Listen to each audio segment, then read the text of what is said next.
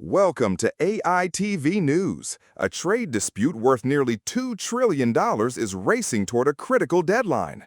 The United States has threatened a sweeping 30% tariff on every product imported from the European Union, a move one top European Union official says would hobble the entire transatlantic marketplace. Let's break down why the threat was made and what it could mean for you. The standoff began when President Donald Trump sent a letter to European Commission President Ursula von der Leyen announcing that the new tariff will take effect on August 1st. A tariff is simply a tax on imported goods. Unlike earlier disputes that targeted single items such as steel or aluminum, this proposal covers everything from German cars and Italian espresso machines to French wine and Danish insulin.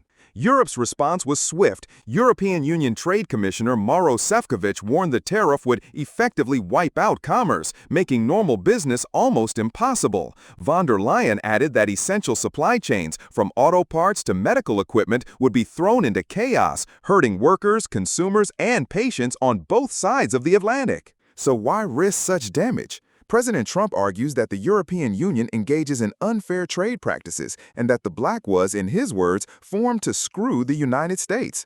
The administration says the goal is to shrink the United States trade deficit and lure factories back home.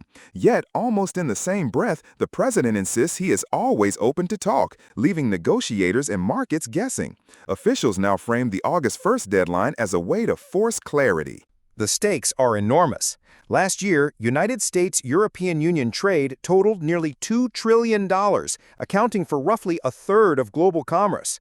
If the tariffs take effect, American shoppers will almost immediately feel the pinch. Higher prices on German sedans, French cheese, Italian leather, Spanish olive oil, and a long list of everyday goods.